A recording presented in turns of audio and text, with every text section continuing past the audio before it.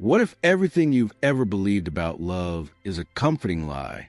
We grow up surrounded by fairy tales, movies, and glossy social media couple goals. Love is painted as something that saves us, completes us, makes life finally make sense. But behind those perfect photos and scripted kisses lies something darker, a quiet disillusionment few dare to face. Nietzsche did. He looked straight into the sentimental myths of his age and asked, what if our romantic ideals make us weaker, not stronger? What if our constant craving for validation, safety, and the illusion of completion actually keeps us from truly loving? In this video, you'll learn what Nietzsche really meant by love. Not as a fleeting emotion, but as a force of transformation.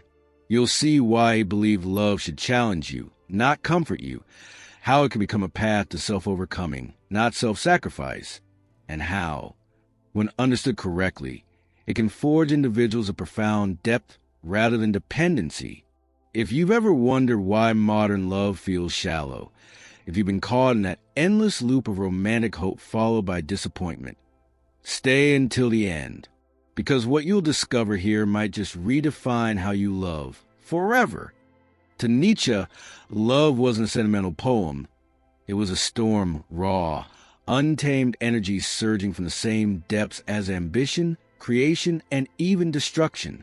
He saw love as an extension of the will to power, our instinct to expand, to grow, to shape the world in our image. When we say, I love you, we often mean, I need you to make me whole. But Nietzsche would call that a disguised form of weakness. True love, he argued, doesn't come from lack. It comes from abundance.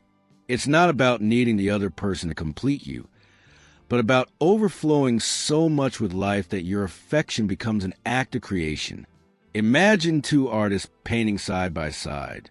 One constantly seeks approval, asking, do you like what I'm making? The other simply paints, lost in the act itself, full of expression. The first seeks validation. The second gives from fullness. Nietzsche believed that's the difference between dependent love and life-affirming love. He wrote, love, the state in which man sees things most widely different from what they are. In other words, love blinds us when it's rooted in illusion. We project perfection onto others, try and make them fit our inner voids. Then, when reality intrudes, we feel betrayed. But the problem wasn't the other person. It was our fantasy. Nietzsche's radical idea is this. To love someone truly is to will their growth even if it challenges or surpasses you. That's the opposite possession. Romantic ideals tell us to fuse into one soul. But Nietzsche invites us to love in a way that honors difference. To admire the other's power, not absorb it. This kind of love feels uncomfortable. It asks you to let go of control. It invites jealousy, fear, and pride, not to destroy you, but to reveal you. Nietzsche would say that's the point. Real love unmasks you. Modern culture glorifies self-sacrifice in love. I'd do anything for you. You're my everything. But Nietzsche saw this as the death of individuality. To dissolve yourself for another isn't love. It's surrender. Psychologically, this resonates deeply. Many people enter relationships hoping to escape loneliness, shame, or a fragile sense of self. They give everything, expecting safety in return. But the moment your worth depends on being loved, you've already lost power. Nietzsche would challenge you to ask, who are you when you are not loved? If you vanish without another's attention, then your love is rooted in dependency, not strength. Let's take an example. Imagine Sarah passionate, kind, giving. Each time she falls in love, she pours all of herself into the relationship. She sacrifices her hobbies, her ambitions, her solitude, thinking it's proof of devotion. But when the relationship ends, she feels hollow, unsure who she even is. Nietzsche would say she has mistaken submission for devotion. In contrast, consider David. He also loves deeply, but refuses to abandon his purpose. His relationship is not an escape from the world, but a collaboration in creation. When his partner challenges him, he listens, not to please, but to grow. Their love has friction, yet that friction forges respect. This is what Nietzsche meant by love as self-overcoming. Each conflict, each jealousy, each insecurity is an opportunity to grow beyond yourself. Love becomes a mirror that shows your smallness and invites you to transcend it. True love, in Nietzsche's eyes, is creative tension, not merging into comfort, but dancing with difference.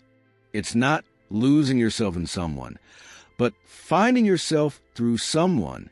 Nietzsche's will to power is often misunderstood as domination, but he meant something subtler, the drive to expand one's strength and vitality. In relationships, this dynamic plays out constantly. Every couple negotiates unspoken hierarchies. Who influences whom? Who shapes decisions? Who concedes more often? When love is immature, these power struggles feel toxic. But when understood consciously, they can become growth engines. Think about two partners arguing. The goal isn't to win, it's to assert truthfully without crushing the other. Nietzsche would see this as a creative duel, two wills sharpening each other like swords. In healthy love, both individuals respect the other's power. They don't seek to dominate, but to amplify. When one succeeds, the other celebrates, not resents. When one falters, the other challenges, not pities. Psychologically, this mirrors a process of individuation described by Jung, another thinker deeply influenced by Nietzsche. Love becomes a crucible where both partners integrate their shadows, the hidden envy, control, and fear that love exposes. Nietzsche would warn us, beware the relationship that demands your silence. Beware the one that makes you small to keep peace. That's not love. That's emotional domestication. True love welcomes your full power, even your defiance.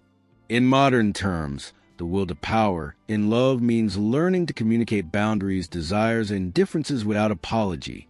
It means refusing to play the victim or the savior. It's loving from a quality of strength, not imbalance of need.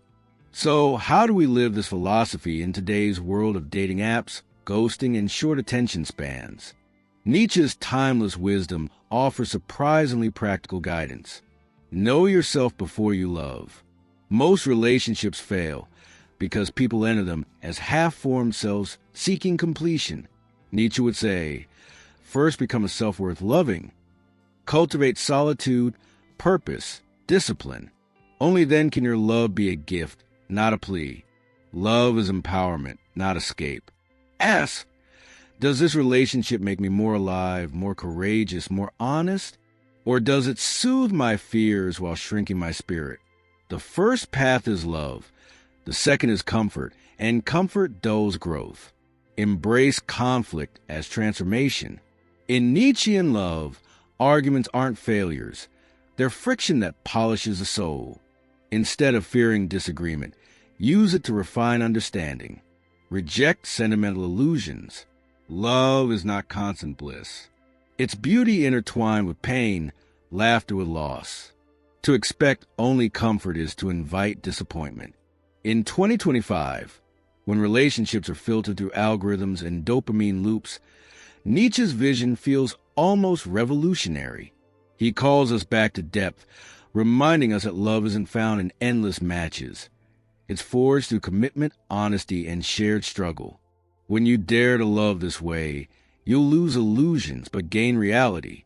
And that reality, though less glittering, is infinitely more fulfilling. Nietzsche often spoke of the Übermensch, or higher man, not as a tyrant, but as someone who transcends ordinary weakness. What would love look like for such a being? For the higher man, love is not dependency, but partnership in becoming. It's a relationship where both individuals encourage each other to face the abyss, their fears, insecurities, and ambitions, and rise stronger. He would see vulnerability not as weakness, but as truth, the courage to say, this is who I am, flawed, evolving, alive. In today's culture, vulnerability often means oversharing online or dramatizing pain. But Nietzsche's version is quieter. It's the strength to be seen without performance. It's intimacy without neediness, connection without control. Imagine a couple who no longer hide their shadows, who speak honestly about jealousy, ambition, even attraction to others, not to destroy trust, but to make it real. Nietzsche would call that a more fatty, the love of one's fate, embracing even the uncomfortable truths. This kind of love doesn't chase eternal security. It accepts impermanence. It doesn't say, I'll love you forever, but I'll love you fully now, as long as our growth aligns. That realism isn't cold. It's sacred honesty. In Nietzschean love, you don't cling, you celebrate. You love the other's evolution, even when it means letting go. Because to truly love someone is to will their highest potential, even beyond you. That's the paradox. The more you release control, the deeper the connection becomes. So what we uncovered together? That most of what we call love is a beautiful illusion, comforting but shallow. That our obsession with finding the one hides a deeper truth. Love begins with strength, not need. You've learned Nietzsche's radical redefinition. Love as the will to grow, to challenge, to transform. You've seen that self-sacrifice without selfhood is empty, that conflict can be sacred, and that power in love isn't domination. It's mutual evolution. If you take one thing from this video, let it be this. Love isn't about being completed. It's about becoming more complete through the act of loving. So the next time you feel disappointed in romance, ask yourself, was I seeking comfort or truth? The answer will reveal whether your love weakens or strengthens you. If you watch this far, you already sense that love could be something more real, more demanding, more alive. Thank you for joining me on The Hidden Self. For more explorations into the psychology and philosophy behind our deepest struggles and desires, subscribe now and continue the journey toward understanding the parts of you the world rarely sees. Until next time, stay curious, stay courageous, and keep seeking the truth behind the illusion.